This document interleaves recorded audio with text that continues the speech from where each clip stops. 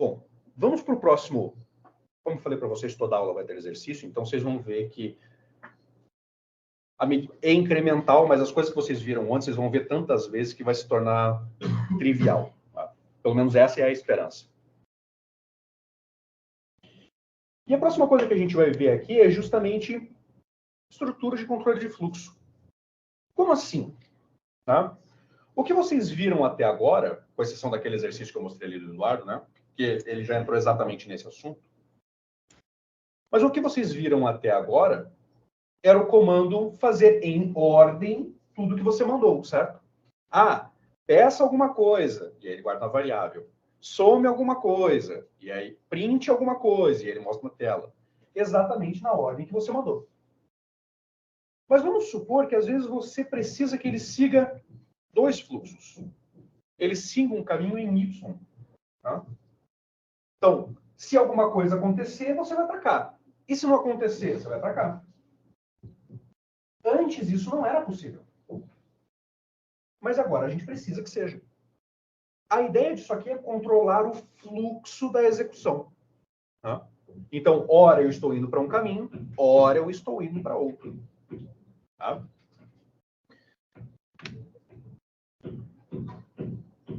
E o que é isso? Pessoal, em programação imperativa ou funcional, caceta, que desgraça é essa? Pessoal, programação imperativa é exatamente isso que a gente está fazendo aqui. Tá? Este é o nome bonito para ela. Por quê? Porque eu mando, ele executa. Eu mando, ele executa. A ideia de imperativo é a ideia de ordem. Tá? Então, isso que vocês estão vendo é programação imperativa. Você dá um comando, ele executa. Você dá um comando, ele executa. E funcional? Funcional é pensando em funções mesmo, é mais em lógica matemática. Então, eu entrego uma função para ele e ele calcula. Tá? Ah, professor, mas que tipo de linguagem é essa? Ah, eu citei uma para vocês aqui, o R. R é um tipo de linguagem funcional. Tá? Existem outras? Existem. Alguns de vocês vão para esse caminho, alguns não. A maioria de vocês não, na verdade. Não, mas tem outras linguagens como MATLAB. Beleza, é funcional. Então, existem outras. Dá para transformar o Python em funcional? Dá. Tá? Existem bibliotecas que transformam o Python em funcional. Não vem ao caso aqui agora. É importante só que vocês saibam que é possível. Tá? Mas nesse tipo de programação, inclusive nessa que nós estamos vendo, a ideia de uma estrutura de controle de fluxo é a ordenação em que as instruções vão ser executadas. Então, antes você só tinha de cima para baixo, certo? Mas agora você consegue transformar isso num fluxo em Y, ou até mais do que isso, caso seja do interesse. Tá? Estruturas podem ser do tipo sequencial, condicional ou repetição. Tá? E aí a lógica é exatamente o que o nome significa. Tá? Então, quando você tem uma estrutura sequencial, ele executa na ordem. Tá? Então, aqui, por exemplo, fiz uma multiplicação, certo? 4 vezes 5, armazenei numa variável, e na próxima linha eu fiz o quê? Imprimi o resultado. Tá? Ele executou exatamente na ordem de cima para baixo. Tá? Então, isso é uma estrutura sequencial, e isso é o que vocês já vinham fazendo. Mas nós temos a primeira condicional, que é o if, cuja tradução direta é se. Então, lembrem daquele exemplo que eu usei na aula passada? Então, se fizer sol, vou para o parque, isso é uma condição, certo?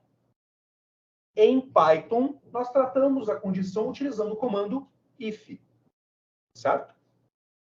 Então, só em Python? Não. O if é um comando meio que universal entre linguagens, tá? Então, mesmo que a linguagem seja bastante antiga, você provavelmente vai vir algo semelhante ao if lá dentro. Às vezes com o mesmo nome. Então, em linguagem C, que é uma das mais antigas que ainda é utilizada, né? E largamente utilizada, tem if. C++ tem if, Java, if. Então, é um comando extremamente comum, é um comando básico em programação. Tá? Então, e qual é a ideia do if? ela permite você avaliar uma expressão, tá? E alterar o fluxo de acordo com o resultado. Tá? Então, se isso, se não aquilo. Basicamente isso. Tá? Só que o que é importante? Quando eu estou no if, eu só executo o que tem lá dentro se a expressão for verdadeira. Tá? Isso é importantíssimo. Então, eu só executo o que está dentro de um if se a avaliação da expressão for verdadeira. Ah, professor, mas que desgraça é uma expressão? Pessoal, lembram na aula passada que a gente viu, por exemplo, comparações? Então, 4 é maior ou igual a 3. Isso é uma expressão. Certo? Com uma comparação. Lembra que eu falei para vocês que o resultado disso é sempre verdadeiro ou falso? Então, isto daqui é o que o if avalia. E se for verdadeiro, ele executa. Se for falso, ele pula. Simples assim. Só expressões matemáticas de forma alguma. Então, eu quero verificar. A pessoa colocou um texto qualquer. Exercício do Eduardo ali, sabe? E ela escreveu sim. A resposta foi sim. Então, isso é uma comparação. Então, o que está dentro da variável recebida é igual a sim. Isso é uma expressão. Que pode ser verdadeira ou falsa. Certo? E é isso que o if verifica. Bom. Na variável A e sim, tal resposta, se não, outra é isso. Exato. Exato. O que a gente tem que tomar cuidado em Python é que o senão não é obrigatório. Tá? Então, Mas outra resposta, se não for sim, ele não vai computar. Ele simplesmente não faz nada. Tá? Então, por exemplo, se fizer sol, vou no parque. Precisa de senão? Não. Porque senão pode ser qualquer porcaria. Entendeu? Pode ser qualquer coisa. Eu posso fazer. Simplesmente não fazer nada, por exemplo. Então, se fizer sol, vou para o parque. Tem senão? Não. É uma afirmação simples. E a linguagem, ela permite que você faça esse tipo de afirmação simples. Tá? Então, por exemplo, neste exemplo de código que eu estou colocando aqui para vocês, A recebe 10 aqui. Então, só para a gente ter na mente que para esses nossos exemplos, o A vale 10. Tá? Esse é o princípio. E agora o que eu estou verificando aqui? If A maior do que 5, imprime é maior do que 5. Quanto vale o A? 10. É maior do que 5? Sim. Então, essa expressão é verdadeira. Significa que ele executa o que está aqui embaixo. Tá? E daí, quando põe o if, tem que pôr os 2 pontos no final? Tem que pôr os 2 pontos. Tá? Tem outras regras aqui que a gente precisa ver. Tá? Mas sim, tem que pôr os 2 pontos. Tá?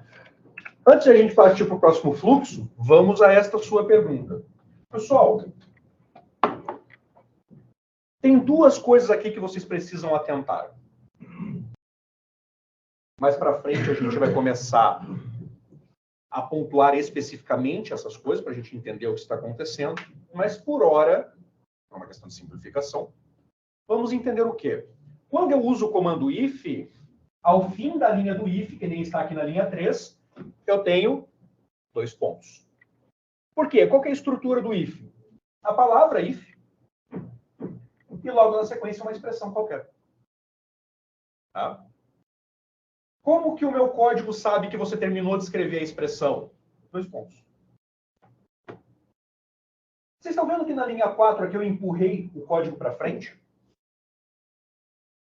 Em algumas linguagens isso é para bonito, para facilitar a leitura. Tá? No Python é obrigatório. Isso daqui se chama indentação. O que isso aqui faz no Python? Quando eu uso um comando tipo if, eu tenho que saber o que o if executa, certo? if é uma função. Não exatamente. Tá? O if ele é um comando, mas não exatamente uma função. Tá? Eu poderia responder sim a esta pergunta. O problema é que em programação, funções são outra coisa. Então é interessante que a gente não confunda os dois. Tá? Mas ele dá um comando. Imagine, todo mundo aqui já tirou roupa do varal. É algo básico, certo? Agora, tem gente que não. É básico, mas tem gente que não. Mas é básico, é simples. Você chega no varal, tira o grampo, se tiver, e pega a roupa, leva ele embora. Quantos de vocês a mãe já saiu e falou: se chover, tire a roupa do varal? Certo? O que é isso? É um comando. Mas é um comando que traz uma condição. Você só tira a roupa do varal se chover. Então, o if aqui, ele representa exatamente a mesma coisa. É um comando que você está dando. Né? Falando, olha, poderia fazer um se chover, tire a roupa do varal? Poderia. Tá? É possível. Por quê? Se é o comando e a expressão é o quê? Chover. Certo? E aí, aqui dentro, dessa parte de baixo, daqui a pouco cai o teto na minha cabeça. E essa expressão que está aqui embaixo é o quê? É o bloco do if. Esta palavra é importantíssima, inclusive. Este é o bloco do if. Então, essa indentação que está aqui na linha 4, ela define um bloco. E isso é o que o if vai ou não executar. É tudo que está no bloco. Tá? Como que o Python sabe que isso é um bloco? Pela indentação. E como que o Python sabe que acabou o bloco? Você volta o código na linha anterior. Você volta ele para trás de novo. Tá? Então, se eu fosse, por exemplo, eu quero que o código faça só isso. E se aqui na linha 5 tivesse mais código que não pertencesse ao bloco do if, eu ia colar ele aqui no 5 de volta. Igual está na linha 3. Igual está na linha 1. Tá? Isso é importantíssimo. Eu já vou mostrar para vocês como que isso fica no código. Tá? Pessoal, dúvidas até aqui? Então, esse espaço ele sempre vai estar na linha abaixo do if. Sempre estará na linha abaixo do if. Sim. Sim. Mas percebem que aqui nesse código, nesse if, eu não tenho o senão, certo? Ou seja, se for maior do que 5, eu digo isso. Mas e se não for? O meu código não faz nada. E se eu quiser dar esta opção para ele? Nós temos o else, cuja tradução simples e direta é se não. Tá? O else é uma saída padrão se a condição for falsa. Ou seja, a condição é falsa, vai tudo para o else, se ele existir. Tá? Então aqui, ó, ainda exatamente no mesmo exemplo. If A maior do que 5, print é maior do que 5. Estão vendo que eu recuei aqui para colocar o else? Por quê? Porque o bloco do if acabou. Certo? E o else? 2 pontos também. O else cria o próprio bloco. O que eu faço? Código para frente de novo. Pessoal, eu estou falando isso daqui para vocês. Nas próximas uma semana, este com certeza será o maior erro de vocês. Esqueceram 2 pontos e colocaram o recuo errado. Tá? Por que eu estou dizendo isso? Porque vai acontecer. Tá? E eu estou falando isso porque quando acontecer, as 2 primeiras coisas que você vai verificar é o quê? Botei 2 pontos, fiz o recuo correto. Tá? Pessoal, o recuo aqui, por padrão, precisam ser 4 espaços. Ah, mas eu vou ter que apertar o espaço 4 vezes? Não, usa o tab. Tá? O tab no VS Code, por padrão, está configurado para preencher com 4 espaços. Tá? Então, tomem cuidado com relação a isso. Por que 4 espaços? Existe um documento de boas práticas do Python, que eu citei para vocês na aula passada, chamado PEP 8, que diz que uso 4 espaços. Tá? Esse é o princípio.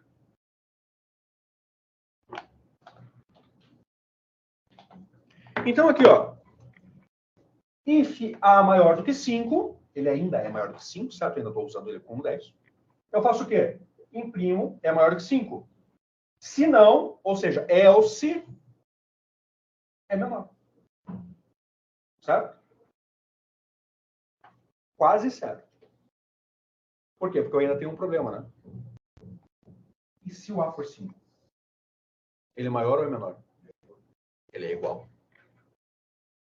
Se o else é a saída padrão, o que ia acontecer aqui se o A fosse 5? If A maior do que 5. A é maior do que 5? Não. O que ele ia imprimir? É menor. E aí o meu código estaria errado. Tá? Mesmo sendo igual.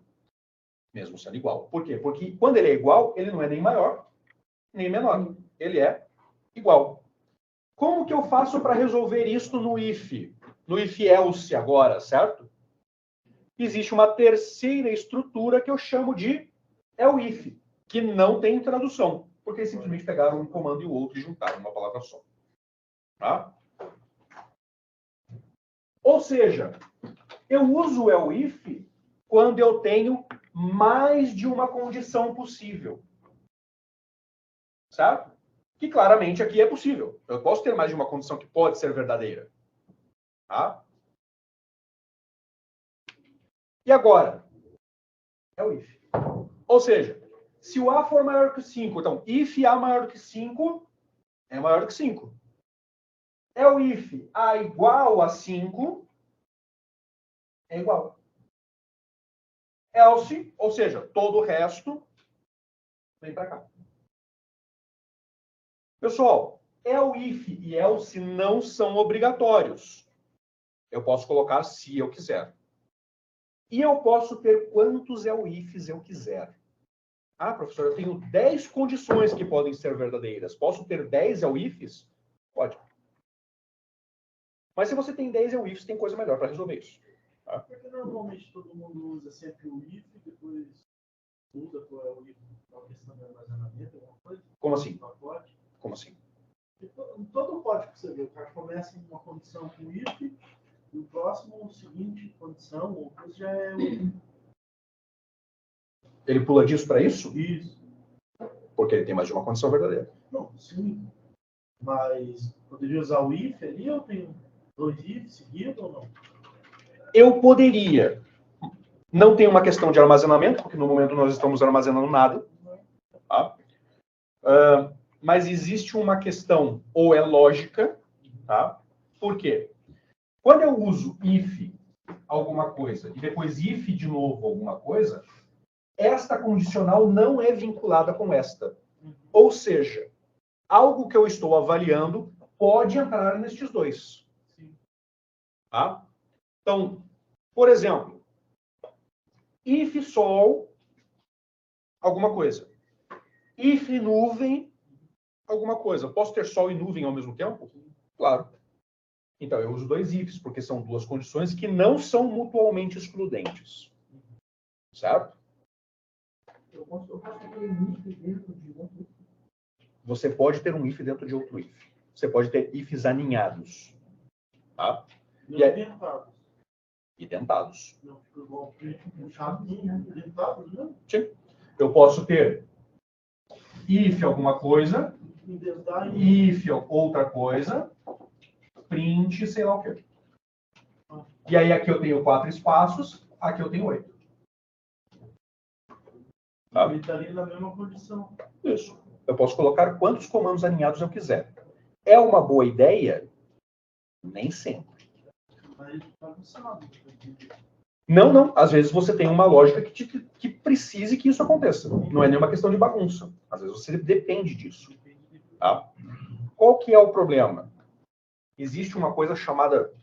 Eu vou dar um nó na cabeça de vocês, mas é importante que vocês já comecem a perceber que há consequência de um código mal feito. Tá? Existe uma coisa chamada complexidade de código. E outra chamada tempo de execução. Tá? Então, um código mal feito, geralmente é mais complexo e tem um tempo de execução pior. Tá? Então, para quem interessar, existe uma notação chamada Big O. Galera da programação competitiva, você tem que saber isso de cabeça. Você tem que bater o olho no código e falar, opa, complexidade é tal coisa. Tá? Isso daqui é uma notação que te diz o quão complexo é o seu código. Para o seu dia a dia, você tem que saber esta notação? Não. Mas é interessante que você saiba bater o olho no código e falar, opa, isso aqui tá uma porcaria. Tá? Então, quanto mais ifs aninhados eu faço, então eu faço lá, if alguma coisa, aí depois no mesmo, aí o bloco novo dentro, if alguma coisa, eu vou aninhando isso daqui, isso aqui vai aumentando a complexidade e o tempo de execução. Isso é ruim. Tá? Então eu preciso limitar a quantidade disso que eu faço. Demora para executar, né? Ele não só demora para executar, mas essa é uma das piores situações. Sim. Então, geralmente, quanto maior a complexidade, na maioria dos casos, traduz em maior tempo de execução. Sim.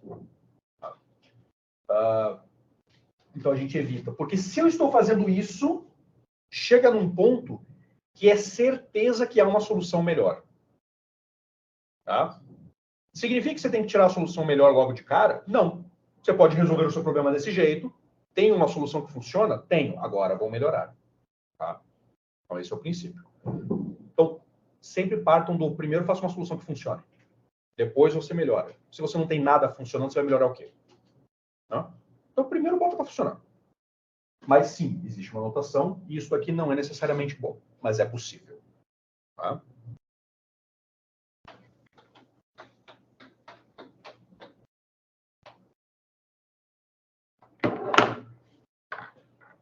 Pessoal, if é o if e else, alguma dúvida? Ali depois do else já é os 2 pontos, porque ele já é objetivo, né? Depois dos... Isso, exatamente. O else é o último cara, daqui para frente vai vir código normal. Agora meu código continua. Eu tinha uma condição que tinha que ser executada nesse ponto, mas daqui para baixo eu posso fazer o que eu quiser. Tá? E isso é importante vocês observarem. Um else não acaba o código. Ele acaba aquela decisão. Mas meu código pode ir embora. Se não der certo naquela decisão que eu colocar como parâmetro, vai aquilo ali. Isso, exatamente. Porque imaginem vocês o seguinte. Vou fazer um pagamento. Vocês já jogaram online? Você já jogou online? Não. Sério? Você já fez uma compra Mas meu marido joga, eu vejo ele jogar. Tá. Não, mas isso não ajuda muito. Deixa eu pegar outra lógica. Você já comprou alguma coisa, sei lá, no Casas Bahia, Magazine Luiza, Submarino? Já. Ótimo. Esse resolve o nosso problema. Então, quando você vai lá comprar alguma coisa, você tem uma decisão de como você vai pagar. Certo? E aí, vamos supor lá que você tenha 3 opções. Cartão de crédito, boleto e Pix. A gente está no Brasil. Né? Se você estivesse fora, Pix não é uma opção. Certo? Isso é Brasil. Você pode tomar uma decisão aqui, certo? E isso é um grande if. Comprar o seu produto acabou aqui? Nessa decisão? Não, certo? Porque você escolheu a forma de pagamento, isso é um if. Então, você escolheu qual você quer, e agora? Agora você vai pagar, certo? O fluxo continua. Ou seja, o código não acabou. Essa é a ideia. Tá? Então, este if aqui poderia ser o quê? Se cartão de crédito, forma de pagamento de cartão de crédito. É o if boleto, forma de pagamento boleto. Else, ou seja, qualquer outra forma de pagamento, qualquer outra forma de pagamento. Tá? Ah, existe alguma outra forma de pagamento que seria else, por exemplo? Possivelmente. Dinheiro. Então, imagine que eu estou na loja do cidadão. Para ele faz diferença se entrou o dinheiro por Pix ou se entrou em moeda? Não, é a mesma coisa. Tá? Enfim. Na verdade, não é tão a mesma coisa assim, porque neste caso aqui, independente de quem seja eleito, o governo sabe que o dinheiro existe. Se entrou em dinheiro vivo, você só nega. Tá? Vocês ainda não sabem o que é sonegação, mas vocês vão descobrir. Aprender que sem isso você não paga as contas. Exatamente. É bem necessário. Está sendo gravado. Eu não estou incentivando ninguém a sonegar. Tá? Vai que o senhor está sonegando, olha aí. Ó. Tá? Eu não faço isso. Não façam. Tá? Mas em dinheiro ele pode sonegar. Em Pix ele não pode, porque o governo sabe que o dinheiro entrou. Tá? Então há uma diferença sim. Tá? Entre outras. Se eu venho aqui, compro algo dele, pago em dinheiro, ele pega este dinheiro e vai para alguém. Você não paga IOF. É uma operação financeira? É. Teoricamente, você deveria pagar IOF? Teoricamente. Mas o Banco Central não vai atrás de você. Ah, por quê? Porque o dinheiro é irrisório. E já pensou se ele fosse atrás de cada pagamento com dinheiro? Né? Eles iam ter que ter um fiscal por esquina. Né? Mas existe vantagens entre um e outro. Mas para o fluxo de foi pago ou não foi pago, Pix e dinheiro é um else. Por que eu fiz toda essa descrição para vocês? Para mostrar que o que é else agora pode não ser amanhã. Certo? Então, ainda citando isso, não é uma propaganda política, eu estou falando como vai acontecer. Certo? O Pix hoje não tem imposto em cima. Nenhum tipo de imposto em cima. Pode chegar algum governo e taxar? Pode. Então, hoje, o else é um Pix e dinheiro, certo? Mas amanhã pode não ser. Por quê? Porque agora ele tem uma regra extra, que é uma taxação. Tá? Então, isso pode acontecer? Pode. Agora que você falou sobre isso, o if, se eu quiser, depois do código pronto, igual você falou, muda uma condição. Se eu quiser criar uma nova condição em cima daquela, não precisa alterar, que já está lá em cima, né? Não precisa alterar a que já está lá em cima. Ela vai substituir pela que está por último. Isso. Inclusive, eu tenho um exemplo real disso. Ela vai ler antes, né? Isso. Na verdade, dependendo do que for, às vezes, como elas são mutuamente excludentes, a ordem não faz mais diferença. Não faz mais diferença, porque elas são fechadas na condição. Né? Exato. Então, por exemplo, ano passado, ao longo do ano passado todo, eu estava desenvolvendo uma solução de pagamento, por isso o exemplo aqui, um dos exemplos. Só que aqui não era a forma como o cidadão ia pagar, é por onde sairia o pagamento. Então, por exemplo, num primeiro momento, a gente tinha uma operadora lá chamada Braspag. Braspag filtra o pagamento da Cielo, por exemplo. Não só, tá? Mas também.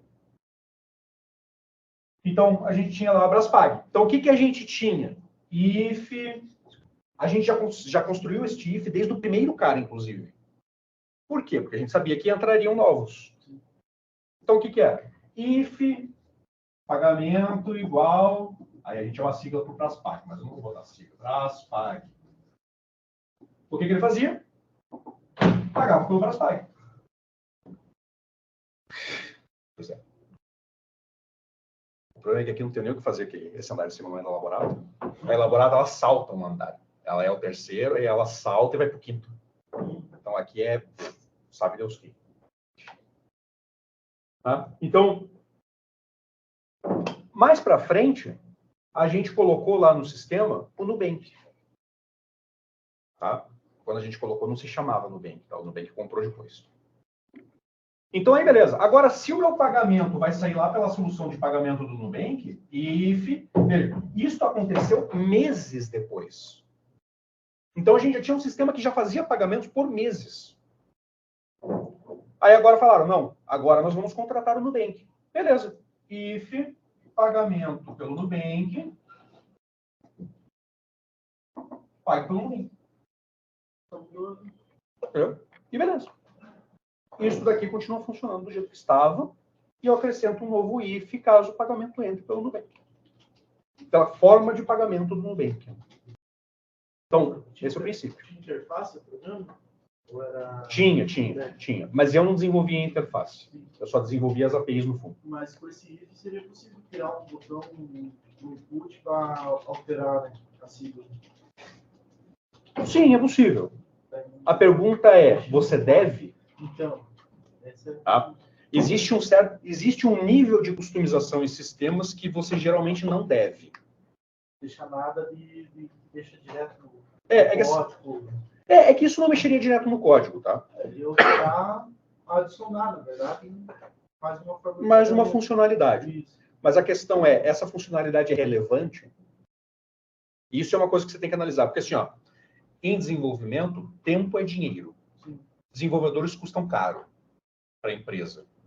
E devem custar caro mesmo. Não é qualquer um que faz. Tem uma galera no mercado? Tem uma galera no mercado. E ainda assim não é qualquer um que faz. Tá? Então, tem que custar caro pra cacete, mano. Assim o meu salário aumenta. Tem que ser caro. Hã? O programa depende para que ele vai ser executado, igual aí que é para o cara receber dinheiro. Isso. Seguro e bem caro. Então, só que aí o que acontecia? Isso foi um fluxo que entrou nesse sistema depois, porque a gente tinha muitos desses ifs em determinado momento. Quando eu entrei lá, só tinha este cara. Quando eu saí de lá, tinha mais uns 8. Tá? Então, o que acontecia? Uma das evoluções que queriam fazer no sistema é que o sistema avaliasse a taxa de cada um desses e passasse pela taxa mais barata no dia. No dia. No dia. E tem atualização diária. Tem. No MVP. A gente fazia atualização a cada 30 segundos. Por quê? Taxa cambial, por exemplo. Sim, mas na mão fazia API? Não, de forma alguma. Você faz um código que vai lá, busca, atualiza. Vai lá, busca, atualiza. Tá? Por quê? Era uma empresa de um sistema de hotelaria, então vendia-se muito em dólar, vendia-se muito em euro. Tá? Taxa cambial fica dançando. Tá? Isso. Tinha necessidade do 30 segundos? Não exatamente. Tá? Só que aí você pensa lá, por exemplo, é que o Booking não é um bom exemplo. Mas imagine um Booking versão Estados Unidos, certo? Este cara só vende em dólar e ele faz a própria cotação. Porque ele pode, a lei americana permite. Então eu falo, olha, tudo que você vender pelo meu site neste momento custa R$6 o dólar. Eles podem mudar daqui a 30 segundos? Podem, a cotação é deles. Tá? E o cara domina, que entra e sai. Isso, exatamente. E ele ganha na variação cambial. Então, muitos desses, inclusive, faziam essas promoções. E essas promoções, eles ganham na variação cambial, pura e simplesmente. Quando a gente começou a fazer essa variância aqui, a gente começou a ganhar também na variação cambial. Tá? Qual é o problema? A lei brasileira limita o que uma empresa pode ganhar em variação cambial. Só banco pode fazer isso. Sim, senão ele teria um próprio sistema financeiro e não ia precisar do banco, né? Perfeito? Este é o mundo ideal. Por que eu vou dar dinheiro para o banco se eu consigo fazer o que o banco faz? O banco que pode fazer isso é privado. Não é privado, no caso desse estatal. Não. Qualquer banco privado pode fazer isso.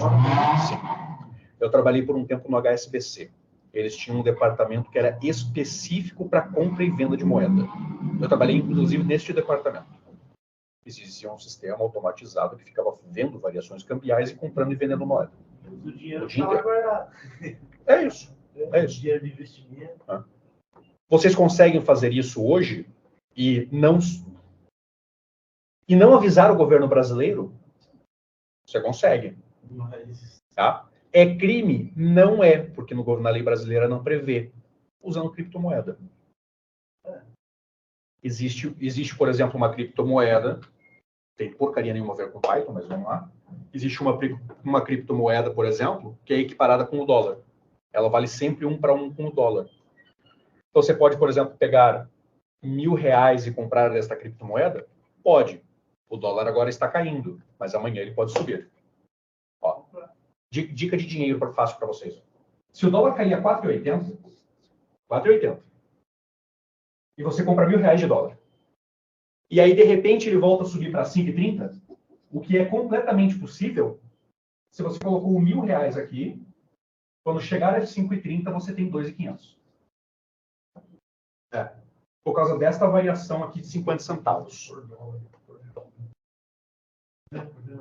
Foi real. Tem que vender na hora. Então, aqui, fica a dica aqui de um dinheiro relativamente fácil, porque isso vai acontecer, tá?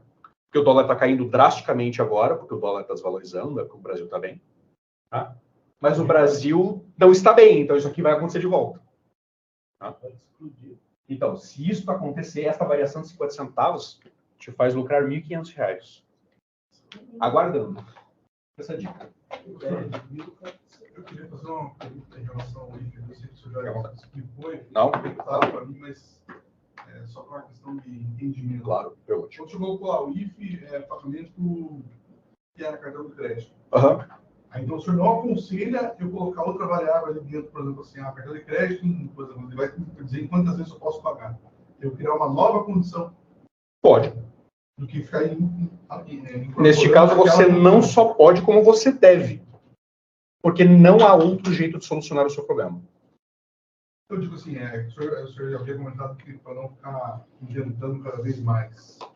Ah, não, então, o que acaba acontecendo é que você vai fazer o Python 2? Legal. Quando você chegar em Python 2, você vai ver uma coisa chamada orientação ao objeto. Tá? Aqui, para você verificar todas essas possibilidades, você vai tentando, não tem outro jeito. Porque você precisa solucionar isso dessa forma. Vai chegar num ponto em que você tem jeito melhor de fazer? Tem. Ou seja, a gente já viu listas, certo? Então, ao invés de ter trocentos ifs, eu não poderia ter, por exemplo, todas as formas de pagamento numa lista? Minha forma de pagamento está na lista? Sim, então faço aquilo. É melhor, menos ifs. Tá? Oi? Recebe, abre cochetinho, maçã, pera. Não vimos isso no ano passado? Não. Não sabe fazer, eu sei. Eu sei, está começando. Isso, exato. Mas existe a possibilidade, tá? Então, não se preocupe, eu estou citando para vocês que há um jeito melhor. Tá? Mas é o que eu falei agora há pouco. Resolva o problema. Depois descobre o jeito melhor. Tá? Então, vai chegar num ponto, né, em evolução de carreira mesmo, que você precisa fazer o melhor código possível? Sim. Isso vai acontecer amanhã de forma alguma. Tá? Então, se você está começando agora, isso vai acontecer daqui 5, 10 anos. Tá? Esse é o...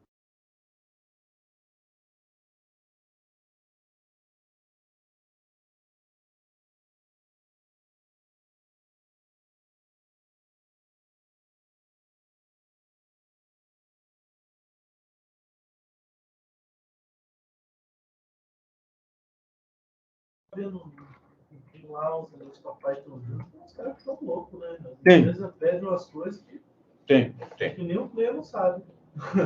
Nem o sênior, na verdade.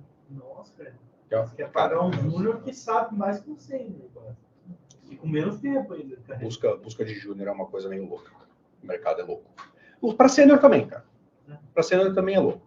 Tá? Quer achar o cara, né? Então, Pagar pouco ainda. Sim. Mas não tem muito o que fazer, sabe? Pô, se fosse comparar isso com o motorista de caminhão, por exemplo, é a mesma coisa que quisesse que o motorista de caminhão tivesse a brevet de avião. Sabe? Esse é o princípio de busca para... Então, esse é o princípio da busca para profissional de TI. É louco. Não tem, acho, um padrão. Tipo. Na verdade, a dica que eu particularmente dou para busca de emprego nessa área é assim, ó, você dá uma lida no que precisa. Se o teu currículo é mais ou menos 70% do que está escrito lá, já manda o currículo já, porque eles não vão achar esse cara. Eles não vão achar. É isso. Tá.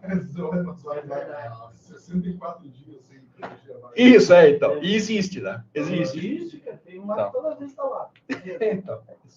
Só que eles põem lá, tipo, algo que vai mudar se você tiver. Tem uma lista lá dos 300 coisas. Não, tudo bem. É que aí, esse você não considera nos 70%, tá? Uhum. Porque, tipo, é bom ter. É bom ter. Nossa, Tanto a faz. lista é ter um dicionário. É lógico, né? Se você quer aumentar a chance de que você vá bem na entrevista, o bom ter é bom ter. Entendeu? Mas é obrigatório? Não. Tem umas que você conheça, viu? Pô, conhecer quem não conhece, né? De você fazer. É isso. Tá? Pessoal, então já para resolver o seu problema com listas, Este aqui é bom para resolver com listas. Eu vou fazer a solução com listas para a gente ver. Tá? Exercício para vocês agora, pessoal. Faça um programa que receba uma letra, tá? E verifique se essa é vogal ou consoante. Professor, Certo? eu estou com uma dúvida aqui, que eu estou usando o else e não está indo. Eu estava tentando fazer uma coisa diferenciada aqui, não estava dando. Porque aqui não vai mesmo. Por quê? Porque o que você quer validar é o que está dentro da variável, não o próprio S. Então, aqui, ó, quando alguém digitar S ou N, para onde que isso vai? Vai para a variável, sabe? O que você quer validar? O que está na variável, que foi o que alguém escreveu. Não é isso? Então, clica lá no código para mim. Clica lá na linha 2, por favor. Então, aqui, ó. Onde tem este S, não é o S que você quer saber, é o I. Sacou? Porque agora, o que acontece? A pessoa, você faz essa pergunta, a pessoa respondeu. A resposta veio para cá. E o que você quer validar no if? A resposta. E aí a resposta que vira a condição. No caso, a condição, no caso, seria qual aqui? A condição que você criou. If, a resposta, isso daqui. Se não, isso. Esta é a condição que você aplicou. Executa, ó, então clica lá embaixo. Aqui. Isso. Então executa aí. Ó. Então, responde lá. Tá. Aí agora você tem um outro problema. Então, deixa eu escrever aqui no código para ficar mais fácil. Ó. Você tem lá a variável ida, recebe um input qualquer, sabe? Não é isso? Você quer que eu dar o conteúdo, não é isso? Então, se ida, qual que é a primeira condição? A primeira condição é que praticou o exercício. Isso é a resposta da condição. A condição é que ele tenha respondido sim. Sabe? Então, se ele respondeu sim, aí o que o teu código responde para ele é que ele praticou o exercício. É o teu print. Então, isso é a expressão da condição. Percebe? Então, recebi um valor qualquer, agora eu valido o valor contra uma expressão de interesse. Aí ele compara, se isso for verdadeiro, ele faz o quando volta. Tente corrigir lá com o código, com essa lógica aqui.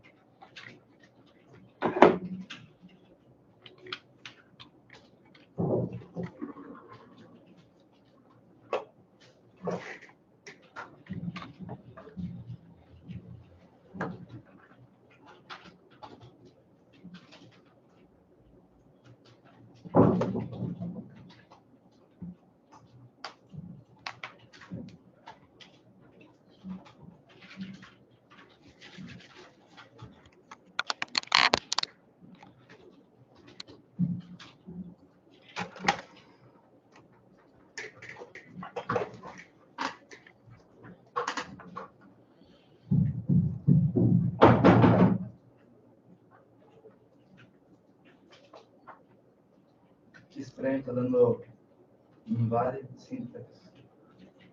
Você errou alguma coisa em escrita pura de Python. Ó, deixa eu te mostrar, deixa eu fazer aqui para você, só para você ver. E aí você compara com o que você tinha antes, beleza?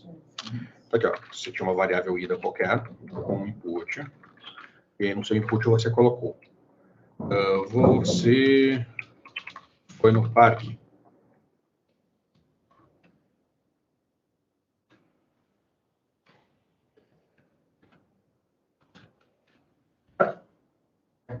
Beleza.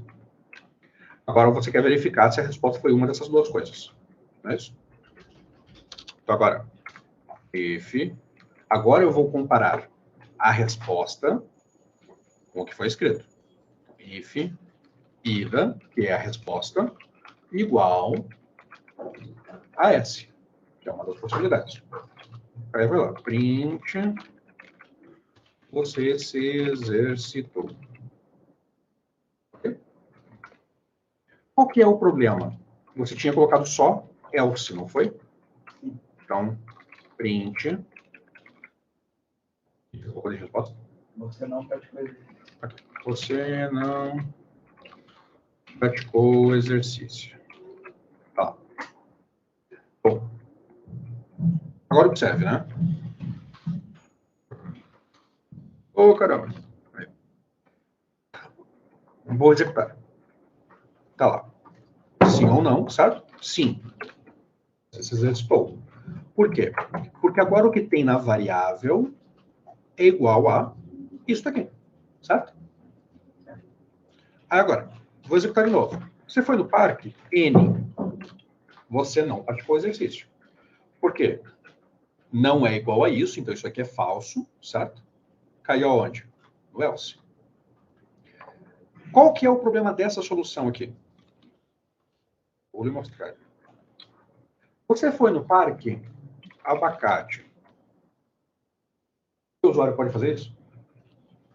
Pode, porque o usuário é louco. Sempre parte do pressuposto que o usuário é louco. Tá? E aí o que vai aparecer?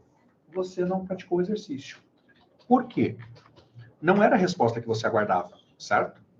Mas você não tratou as respostas que você aguardava. Porque o else aceita qualquer coisa. Então, qual que seria a solução ideal para este caso? É o if ida igual a n,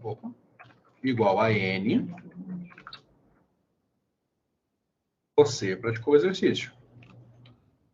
Certo? Else, se o cara escrever qualquer abobrinha, não é uma resposta válida. Por quê? Porque não é, certo? Você quer ou S ou N.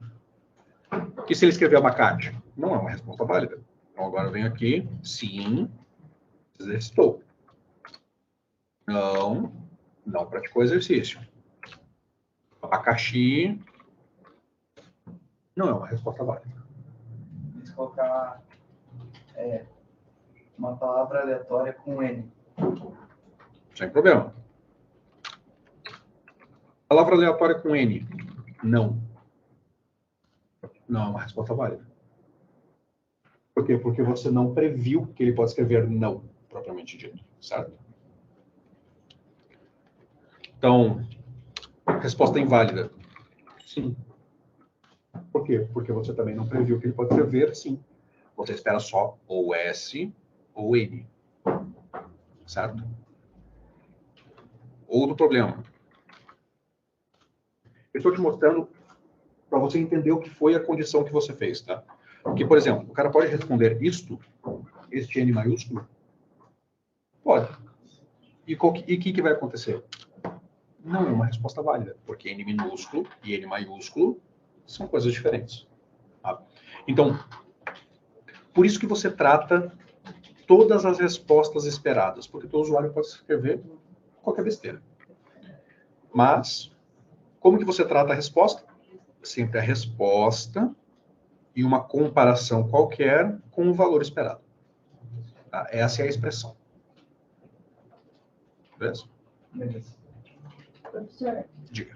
você olha aqui, né? Olha o seu. Não sei se eu fiz certo. Mas, ó, ele tá... Não tá, tipo, me dando uma resposta nem se tá errado ou não. Seu código está errado. Tá errado. Isso. Porque, aqui, ó. Quando você faz igual, eu ia usar esse mesmo aqui, mas tá todo rabiscado. Não.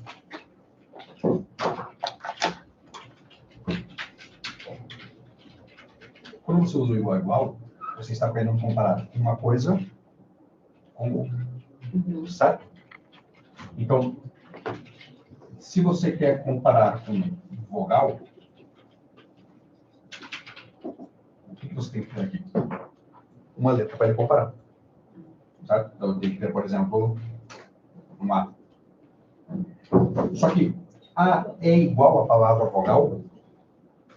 Não, né? Nunca será, inclusive. Então, isso aqui sempre dá falso. Mesmo que, do ponto de vista do português, isso faça sentido, do ponto de vista programação, não. Por quê? Como que ele vai descobrir se o A é uma vogal? Se A for igual a uma vogal qualquer que você preparou anteriormente. Por exemplo, eu peço uma letra. Não vou usar A, né? Eu vou usar uma letra qualquer. Incute, certo? Faz essa parte, beleza. O que eu tenho aqui dentro agora? A letra qualquer. Agora eu preciso fazer letra, a comparação, uma vogal. Então, se a pessoa digitar A é igual a, sim. Se ela digitar B é igual a, não, é falso. Qual que é o seu problema? Existem mais de uma vogal, certo? E se ela digitar E é uma vogal, mas E é igual a, não. Vai funcionar? Não. Por quê? Porque é diferente. Ou seja, você tem que dar um jeito de, do lado de cá, ter 5 letras. São as vogais. Ou todas as outras consoantes, que eu particularmente não aconselho. Vocês estão rindo, mas é uma resposta possível. Certo? Eu poderia colocar todas as outras consoantes aqui do outro lado? Poderia. Entendeu? Só vai dar mais trabalho. Por isso que eu estou sugerindo que vocês façam com as vogais.